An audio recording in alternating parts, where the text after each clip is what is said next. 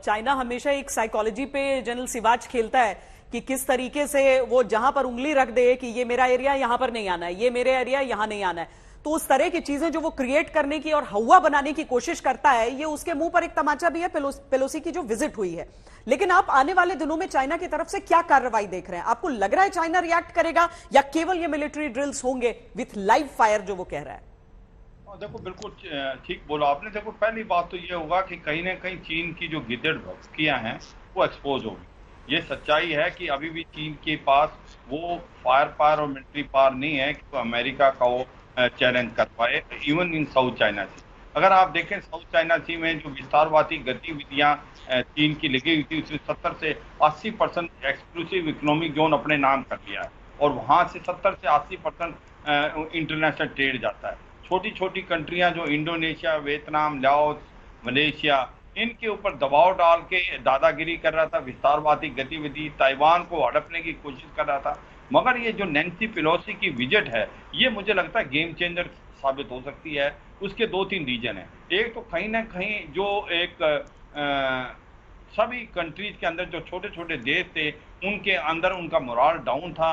उनको लगता था कि अमेरिका उनकी हेल्प के लिए नहीं आएगा और चीन जो है विस्तारवादी गतियों से जो करना चाहता करेगा। Specially Japan, south Korea, Australia, जो उसके बहुत नजदीकी स्ट्रेटेजिक पार्टनर थे, उनको भी शक था। मगर जो नैन्सी पेलोसी की जो विजिट है वो दिखलाती है अमेरिका कर सकता है अगर करना चाहे तो। और जो अभी चीन भभकियां दे रहा था अपने ग्लोबल टाइम से, एक साइकोलॉजिकल वारफेयर खेल रहा था, अगर नैन्सी पेलोसी आती है तो उसके हवाई जहाज को भी मार गिराया जाएगा, आप आग से ना खेलें तो खाक हो जाएंगे। ये सब की सब जो साइकोलॉजिकल वारफेयर, इसका कोई इम्पैक्ट नहीं होता। सच्चाई ये है कि समझना चाहिए कि जो भी है, ताइवान एक इंडिपेंडेंट डेमोक्रेटिक आइलैंड है। ये मानते हैं कि अभी भी अमेरिका मानता है इसको वन नेशन पॉलिसी के तहत ताइवान को चीन का हिस्सा, मगर ये भी नहीं है कि चीन जबरदस्ती उसको हड़प ले।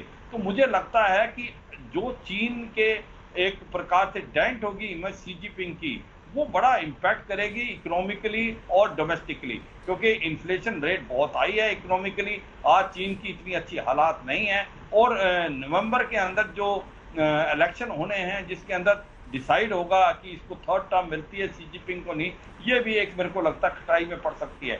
ऐसे में क्या करेंगे शी जिनपिंग, ये एक बहुत $1 मिलियन क्वेश्चन है। और मुझे लगता है 2-3 चीजें कर सकते हैं, क्योंकि अभी तो जो नैन्सी पॉलिसी आई हैं वो कर रहेंगी और उसके बाद वो चली जाएंगी। मुझे लगता नहीं इस विजिट के को वो कुछ कर सकते हैं। जाते आ तो गई, जाते वक्त भी इनके पास जो एयरक्राफ्ट हैं वो स्पॉट करेंगे। F-35 जापान ने भी दिए, वो नहीं। उसके बाद कुछ कार्रवाई कर सकता है। उसके लिए मुझे लगता है अमेरिका ने 2 एयरक्राफ्ट कैरियर ग्रुप वहीं छोड़े हुए हैं, यूएसएस निमतिज और यूएसएस रीनोल्ड।